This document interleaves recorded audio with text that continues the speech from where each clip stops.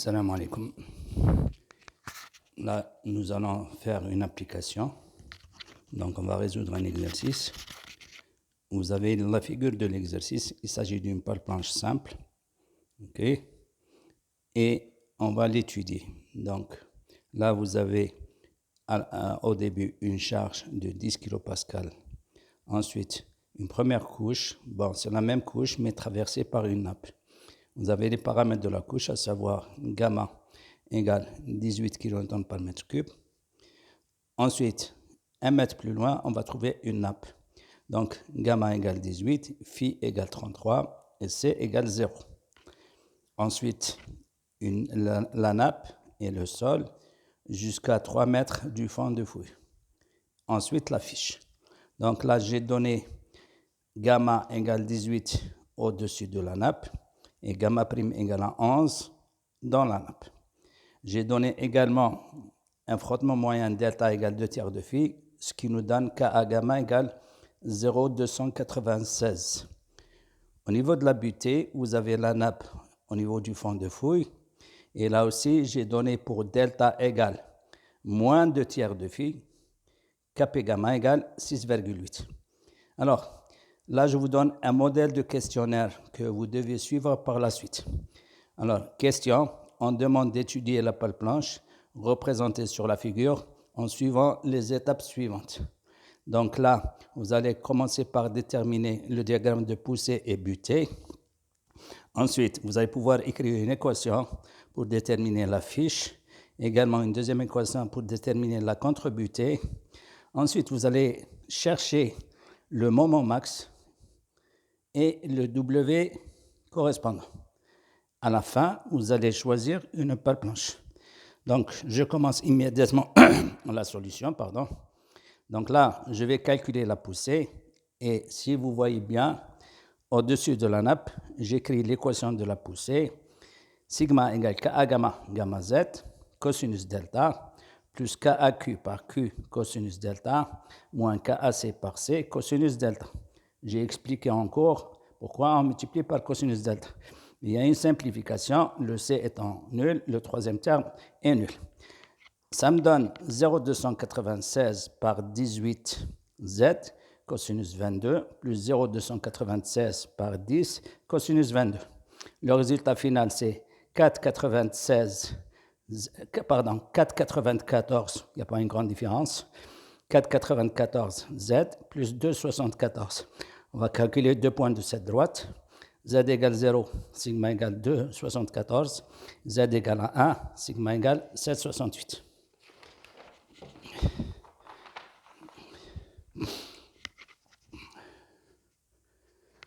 Bien, maintenant je passe à la nappe.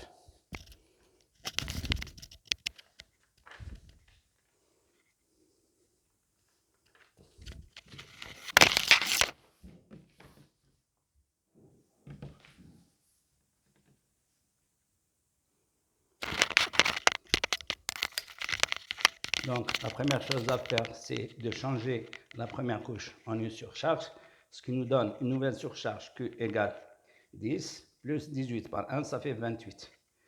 Donc, sigma, ça donne 0,296 par 11Z plus 28, cosinus delta, cosinus 22, plus 10Z. Le 10Z que je viens d'ajouter, c'est l'effet de l'eau, qu'on appelle la poussée hydrostatique. Le résultat, c'est sigma égale 13Z plus 7,68. Et là, je vais calculer deux points. Z égale 0, donc sigma égale 7,68. Et là, on peut aller jusqu'à point de rotation. Donc, Z égale 3 plus F0. Ce qui nous donne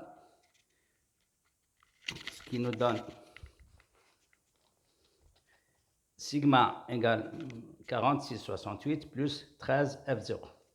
Bien, pour la butée, nous allons faire pareil. Donc, l'expression de la butée, c'est sigma P égale Kp gamma, gamma Z, plus Kpq par Q, plus Kpc par C. Et là, on prend un coefficient de sécurité de 2, donc on divise les termes par 2. Donc, Kp gamma sur 2, Kpq sur 2, Kpc sur 2. Et à la fin, on multiplie par cosinus delta, plus 10Z, la poussée hydrostatique. Ce qui nous donne à la fin Ce qui nous donne à la fin 44,68 Z. Donc là, je calcule également deux points. Z égale 0, sigma égale 0. Z égale à F0, sigma égale 44,68 F0. Donc, vous avez le diagramme obtenu. OK. Et on passe à l'étape suivante en calculant les poussées. Mais là, en bas, au point de rotation, j'ai rajouté C qui représente la contre-butte. Bien. Donc, je divise la surface au niveau de la poussée en 6 et au niveau de la butée, une seule butée. Pourquoi j'ai divisé le diagramme au niveau du fond de fouille? Pour séparer les poussées constantes des poussées avec la variable F0. Donc, nous aurons P1, P2 jusqu'à P6 et B. Bien. La suite consiste à calculer les poussées et le Y. Qu'est-ce que c'est que le Y? Le Y est la distance entre le point d'application de la poussée et le point de rotation. Alors, je commence par P1. Ça va être 2,74. OK, c'est un rectangle. Et le point d'application Y1, c'est 3,5 plus F0. Je continue. Je lis toutes les valeurs. Peut-être que là, ce n'est pas clair. P2 égale 2,47. Y2 égale 3,33 plus F0. P3 égale 23,04. Y3 égale F0 plus 1,5. P4 égale 13 par 3 au carré sur 2. Et ça fait 58,5. Y4 égale à F0 plus 1. P5, 46,68 F0. Y5 égale à F0 sur 2. P6 égale 13 F0 au carré sur 2. Y6 égale F0 sur 3. B égale 44,68 F0 au carré sur 2. YB égale F0 sur 3. Bien, donc là, nous allons devoir calculer ou bien écrire l'équation du moment par rapport à C. Et ça nous donne à la fin, donc ça, vous devez faire un petit calcul chez vous pour retrouver l'équation. Alors, l'équation finale, c'est moins 5,28 F0 cube plus 23,34 F0 carré plus 86,75 F0 plus 110,87, tout ça égale à 0. Bien, donc on va devoir résoudre cette équation. Il y a deux manières. Les choses ont évolué et nous avons des calculatrices qui permettent de résoudre une équation du troisième degré. Donc vous injectez A, B, C, D et vous avez les résultats. Alors, une remarque, c'est que là, vous allez avoir trois solutions, une solution positive et deux solutions négatives. Donc, on va garder uniquement la solution positive et on va rejeter les deux autres. Alors, là, j'ai fait le calcul avec une méthode manuelle, ce qui m'a donné F0 compris entre 7 et 7,5. Donc là, j'ai choisi F0 égale 7,5 et F égale à 1,2 F0, ce qui donne 9 mètres.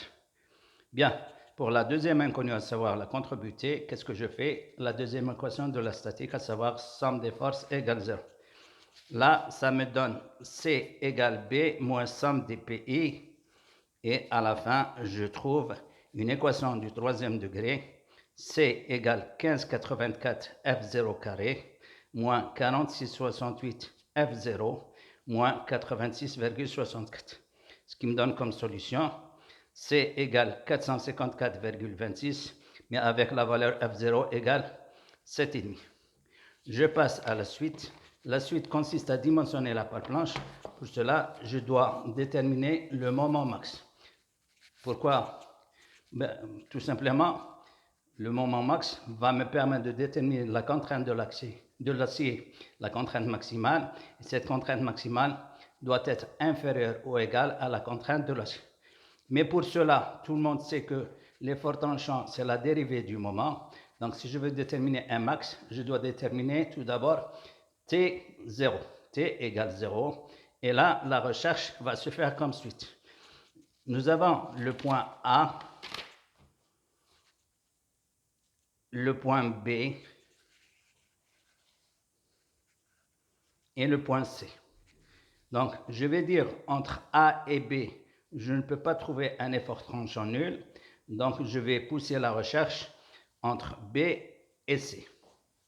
Si je prends un point D entre B et C, je peux écrire l'expression de l'effort tranche.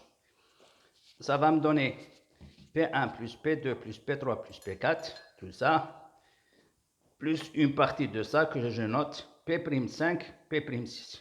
De l'autre côté, j'aurai B'. L'équation s'écrit comme suite. Somme des forces d'un côté égale somme des forces de l'autre côté. Cette somme des forces, ça va être P1 plus P2 plus P3 plus P4 plus P'5 plus P'6 égale B'. Bien, nous allons calculer ensemble P'5 et P'6 en choisissant la position du point D à une profondeur X.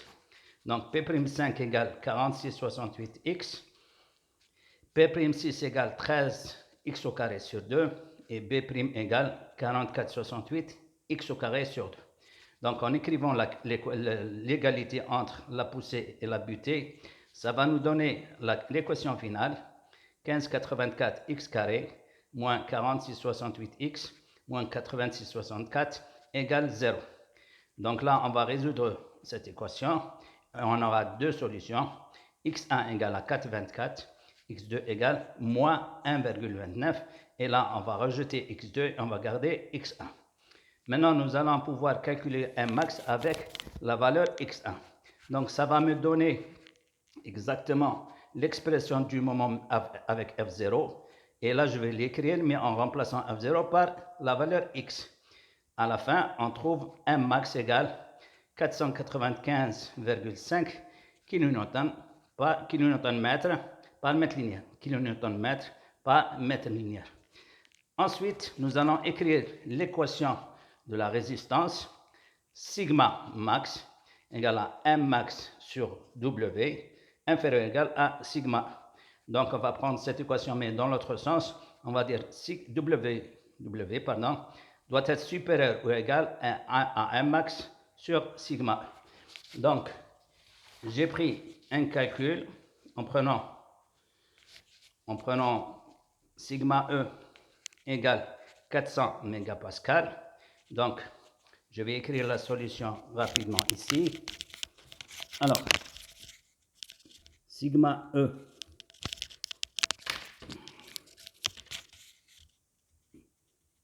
égale sigma E 400 mégapascal. Donc, W est supérieur ou égal à 495,5 sur 400. Mais là, nous allons faire attention aux unités. Au niveau de M max, nous avons kilonewton-mètre par mètre linéaire. Et en bas, nous avons des mégapascales. C'est des 10 puissance 3 kilonewton par mètre carré. Kilonewton mètre par mètre linéaire. Ça donne 1240. Donc, 1240. Mais là aussi, je fais une conversion. 1240 cm3 par mètre linéaire.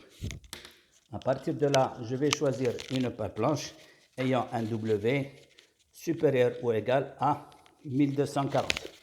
Donc là, voici un tableau des pales planches et on va s'intéresser à cette colonne où c'est inscrit module de résistance. Pardon. Module de résistance exprimé en centimètres cubes par mètre linéaire. Donc, nous avons ici une valeur égale à 1200. Mais nous avons besoin d'une valeur égale à 1240. Nous avons une deuxième ici, c'est 2040. Ensuite, 1600. Ensuite, 1600. Bien, mais là, nous allons faire un bon choix en disant que le prix placé, c'est son poids. Et on va choisir la pale planche la plus légère. Donc, si je prends 1200, j'ai un poids, mais un poids par surface, égal à 107 kg par mètre carré. La deuxième, c'est 187. La troisième, c'est 155. La quatrième, c'est 139. Donc, je vais choisir la première, qu'on appelle le RL 120. Mais ce n'est pas grave si on a choisi un W légèrement plus petit que la valeur exigée, c'est-à-dire 1200 au lieu de 1240. C'est du génie civil, c'est de la mécanique des sols, donc la précision n'a pas beaucoup d'importance ici. Bien, sur ce, je termine la résolution de l'exercice. Et là, juste une remarque, je vais essayer de faire des vidéos qui ne dépassent pas les 15 minutes pour que le chargement soit rapide. Bien, je vous remercie et à la prochaine.